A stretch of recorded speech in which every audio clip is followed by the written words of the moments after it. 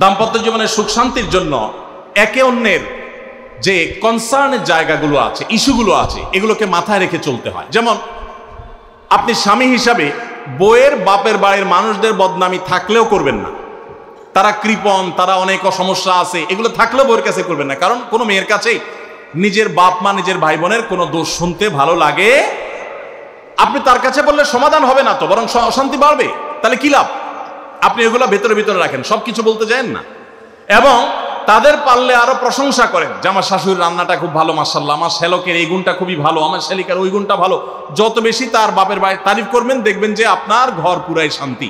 ঠিক একইভাবে মা বোনরা যারা আছেন, তারা স্বামীদের দুর্বল পয়েন্টগুলোকে মাথায় রাখবেন। যে কথা বললে স্বামী স্ত্রী উভয় জানেন যে যেটা বললে তার মনে কষ্ট হয়, সেটা তাকে বলবেন না। অনেক মহিলা আছে বাহিরের রান্নার তারিফ শুনলে তার মাথা নষ্ট হয়ে যায়, আছে না নেই? যে ঘরে এসে বাইরের রান্নার তারিফ শুনতে চাই না। তাহলে বাইরের রান্না ভালো হইলেও ওইগুলোকে ভালো বলবেন না, চুপচাপ থাকবেন, মিথ্যা বলার দরকার নেই। তাহলে এই বিষয়গুলো মাথায় রেখে চলা, যে কি বললে তার কষ্ট হয়, ইনশাআল্লাহ এতে দাম্পত্য জীবনে সুখ শান্তি হবে।